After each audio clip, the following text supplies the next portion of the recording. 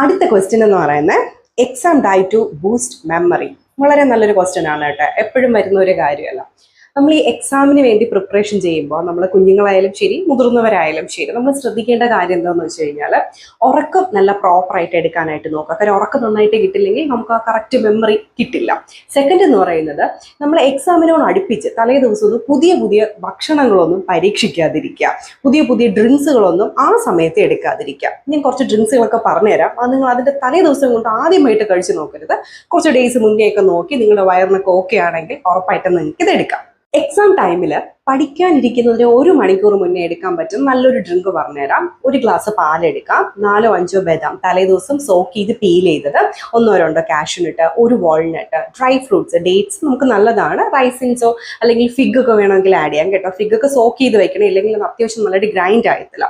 ഇത് നല്ല രീതിയിൽ ഒരു സ്മൂത്തി പോലെയോ അല്ലെങ്കിൽ ഒരു ജ്യൂസ് പോലെയൊക്കെ നല്ല അടിച്ചിട്ട് നിങ്ങൾക്ക് ഒരു 1 hour മുന്നേ കുടിക്കാം. ഓക്കെ, വയറിങ്ങനെ ഫില്ലാകരുത്. ശ്രദ്ധിക്കേണ്ട കാര്യം, മെയിൻ ഭക്ഷണം എടുത്ത് കഴിഞ്ഞിട്ട് ഉടനെ ഇതും കൂടെ കുടിച്ചിട്ടിരിക്കരുത്, നല്ല ഉറക്കം വരും.